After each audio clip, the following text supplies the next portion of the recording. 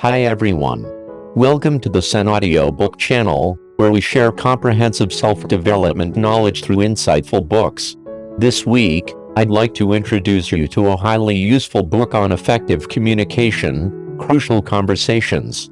Crucial Conversations refers to essential or decisive dialogues. However, the Vietnamese translated title, Ngh That Dam Fondi with stroke NHCAO, can misleadingly suggest that the book is only for business and commerce professionals. In reality, crucial conversations occur everywhere in our daily lives and directly affect our quality of life and work efficiency. So, what exactly is a crucial conversation? It's a dialogue with high stakes, meaning if communication fails, serious consequences can ensue. For example, you frequently remind your child to do their homework but are met with avoidance or anger. You propose a feasible idea to your boss but get a cold response. In urgent situations, you ask your subordinates to work overtime but receive only silence. When discussing finances with your spouse, you're ignored. Or when you ask your neighbor not to litter on your property, you're shouted at. All these scenarios involve crucial conversations because they determine the outcome and quality of your relationships. Crucial conversations also happen when emotions are strong, like when you and the other person are angry and raise your voices at each other. How you handle these moments can either escalate the conflict or resolve it peacefully. Typically, people react to such situations in one of two ways: confrontation, where they lash out and lose control, or avoidance, where they pretend nothing is wrong and stay silent. Both approaches are ineffective and can damage relationships. The book I'm discussing today aims to address these issues. The authors, a group of 4 renowned behavioral researchers, speakers, and corporate trainers, spent over 20 years studying more than 100,000 people to create this masterpiece on communication.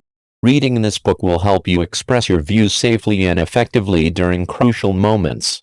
Next, we'll explore specific methods for effective communication and conflict avoidance. Let's start by mastering the conversation. The authors refer to the 2 common reactions, confrontation or avoidance, as the fool's choice because they are instinctive, animal-like responses. In ancient times, when faced with danger, humans would either fight or flee. However, in crucial moments like speaking in public, talking to superiors, proposing to a loved one, arguing with a spouse, or hearing something unpleasant, our minds can go blank, and we may say things we don't mean. To avoid this, we must maintain rationality and control our emotions. You may have heard many books and philosophies advise controlling your emotions, but why is it still easy to lose your temper or feel sad when hearing unpleasant things? The authors argue that it's because you haven't built a core principle in communication, to be both 100% respectful and 100% honest. Many people doubt this is possible, thinking honesty will hurt feelings or fear the other person's reaction. However, by respecting and sincerely communicating, you can achieve better outcomes. Step 1 is understanding that communication starts from the heart. True masters of communication can speak from the heart, maintaining sincerity and simplicity. Anger and ego disrupt this.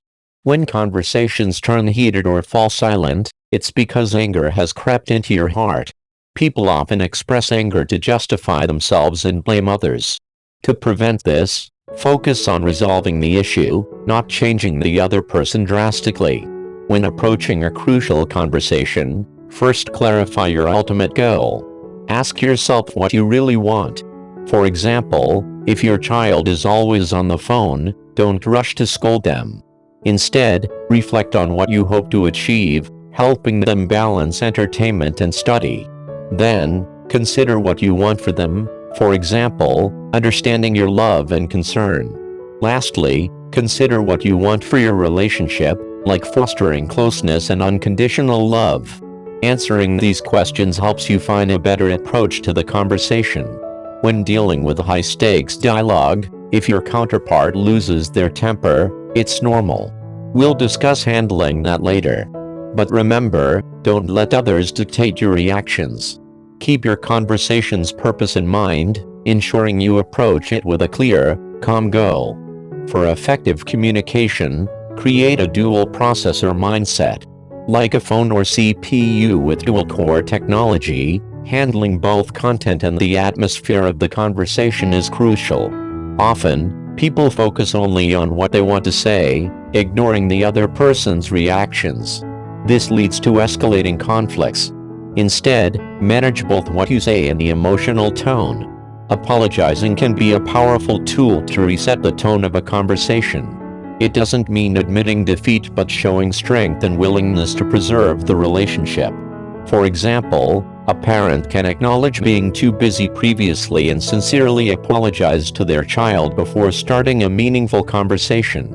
Explaining your intentions clearly also helps reduce tension, emphasizing common goals and maintaining respect throughout the dialogue.